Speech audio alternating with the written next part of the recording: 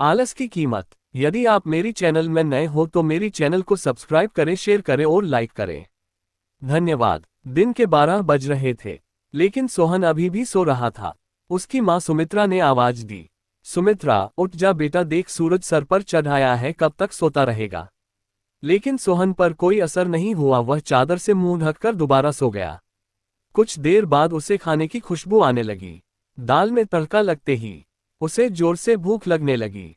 सोहन उठा और सीधा माँ के पास रसोई में पहुंच गया। सोहन, माँ क्या बनाया है? सुमित्रा, पहले जाकर नहा, फिर आना रसोई में, दाल चावल बनाए हैं। दाल चावल सोहन को बहुत पसंद थे। वह फटाफट आंगन में गया और हैंडपंप से बाल्टी भरने लगा। इसी बीच उसे याद आया कि उसने दांत तो मांजे ही नहीं।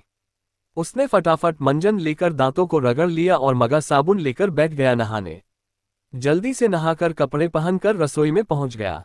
तब तक खाना तैयार हो चुका था। माँ ने खाना परोस दिया। खाना बहुत ही स्वादिष्ट बना था। सोहन ने भरपेट खाना खाया।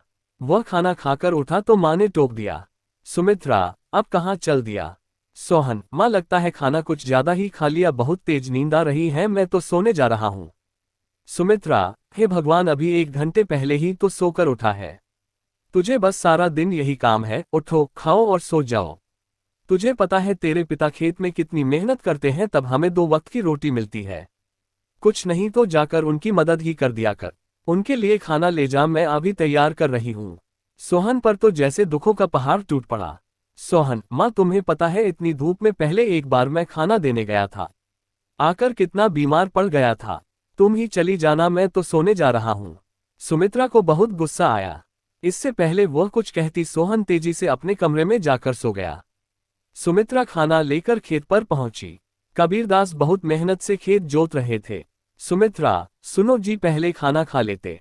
कबीरदास, अरे तुम इतनी धूप में क्यों परेशान होती हो, सोहन के हाथ से खाना भेज देती। सुमित्रा, हमारे तो भाग्य ही फूट गए हैं, ऐसा आलसी बेटा मिला है, बस खाता है और सो जाता है। भगवान जाने इस लड़के का क्या होगा। कबीरदास, चिंता मत करो, एक दिन सब ठीक हो जाएगा। सोहन के माता पिता सोहन की आदत से बहुत परेशान थे। वह कोई भी काम नहीं करता था, बस सारा दिन सारी रात सोता रहता था। एक दिन सोहन के पिता ने कहा, कबीरदास बेटा, मैं खाद और यूरिया लेने शहर जा रहा हूँ, 2 दिन लग जाएंगे। फसल तैयार होने वाली है, तू सुबह खेत पर चले जाना और सारा दिन वहीं रहना, शाम को खाना खाकर रात को वहीं सोने चले जाना, कहीं कोई जानवर खेत में न घुस जाए या कोई और हमारी फसल को नुकसान न पहुंचा दे। सोहन, पिताजी मुझसे ये सब नहीं हो पाएगा, आप माँ को बोल दीजिए। कबीरदास, नालायक, खेत की देखभाल आदमियों का काम होता है। अगर मुझे पता लगा तू खेत पर नहीं गया या फसल को नुकसान हो गया तो तेरी खैर नहीं। सोहन डर गया। वह पिता के जाने के बाद माँ से बोला, सोहन, माँ सुबह जगा देना, नहीं तो पता नहीं पिताजी क्या करेंगे। सुमित्रा मोहन को सुबह 4 बजे जगा देती है। सोहन हाथ में फावड़ा लेकर खेत में पहुंच जाता है।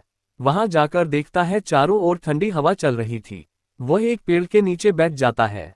तभी उसे हल्की हल्की रोशनी नजर आती है। पूरा खेत लाल रोशनी से भर जाता है। सोहन ने ये सब पहली बार देखा था। वह आश्चर्य से सब देखता रहा। कुछ ही देर में सूरज उगने लगा। ये देखकर सोहन को बहुत आश्चर्य हुआ। कुछ ही देर में सभी गांव वाले खेत में काम करने आ गए। सब अपने अपने खेत पर काम कर रहे थे। सोहन पेड़ के नीचे बैठा था। तभी उसके पास के खेत से माधो काका आए। माधो काका, सोहन, मेरे खेत में पानी लग गया, अब तू अपने खेत में पानी काट ले। सोहन, काका मुझे तो कुछ पता नहीं, ये सब तो पिताजी ने कभी नहीं बताया।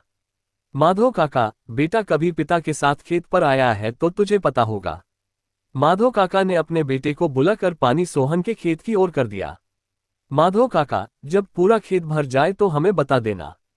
सोहन बैठकर देखता रहा, लेकिन सुबह जल्दी उठने के कारण उसे नींद आ गई। खेत में पानी बहुत ज्यादा भर गया। तभी माधो काका दौड़ते हुए आए। माधो काका, नालायक, यहाँ सोने आया था, अपने पिता की सारी मेहनत बर्बाद कर दी, सारी फसल नष्ट हो गई। सोहन हड़बड़ा कर उठा। उसका खेत पानी से लबालब भरा हुआ था। माधो काका ने जल्दी से पानी दूसरी ओर काटा, लेकिन तब तक बहुत देर हो चुकी थी। लगभग आधी फसल खराब हो चुकी थी। सोहन, काका अब कुछ नहीं हो सकता क्या? माधो काका, नहीं बेटा, तैयार फसल का ध्यान बच्चे की तरह रखना पड़ता है। समय से पानी देना, खाद देना, जानवरों से बचाना, इसीलिए हम दिन रात खेत पर रहते हैं।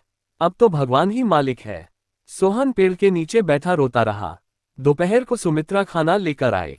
उसे सब पता लगा तो उसने भी सोहन को बहुत डांटा। शाम को सोहन घर नहीं आया, न ही उसने खाना खाया। उसकी भूख प्यास नींद सब उड़ चुकी थी। अगले दिन जब कबीरदास घर वापस आए तो उन्होंने सोहन के बारे में पूछा। सुमित्रा ने सारी बात बता दी। कबीरदास सब छोड़कर दौड़ते हुए खेत पर पहुंचे। उन्होंने देखा मोहन पेड़ के नीचे बैठा रो रहा था। आधी फसल खराब हो चुकी थी। सोहन, पिताजी मुझे माफ कर दीजिए, मेरे आलस ने इतना बड़ा नुकसान कर दिया। आप चाहें तो मुझे पीट लीजिए। कबीरदास, नहीं, तुझे मारने से फसल ठीक नहीं होगी। वादा कर आज के बाद कभी आलस नहीं करेगा। चल अब घर चल, वहीं बात करेंगे। दोनों घर आ जाते हैं। सोहन की आंखों से अब भी आंसू बह रहे थे। सुमित्रा ने उसे खाना दिया, लेकिन उसने नहीं खाया और वह अपने कमरे में जाकर रोने लगा। सुमित्रा जी, अब क्या होगा? आधी फसल तो बर्बाद हो गई। कबीरदास, सुमित्रा, कोई घाटे का सौदा नहीं है। आधी फसल देकर अगर बेटा सुधर गया तो यही काफी है। कबीरदास ने सोहन को बुलाया। कबीरदास, बेटा, अब तो नुकसान होना था हो गया। अब हमें कल से आधे खेत की फसल उखाड़कर दोबारा बोनी होगी। सोहन, पिताजी, आप बाकी आधे खेत में खाद यूरिया लगाकर उसे काटने का इंतजाम कीजिए। मैं इस पर अकेले काम करना चाहता हूँ। अगले दिन सुबह 4 बजे सोहन अपने पिता के साथ खेत पर पहुंच गया और पिता के बताए अनुसार खेत पर काम करने लगा। 4 महीने कठिन परिश्रम करने के बाद नई फसल कुछ बढ़ती हुई दिखाई देने लगी। सोहन अब एक कर्मठ, मेहनती इंसान बन चुका था। पूरी कहानी सुनने के लिए धन्यवाद।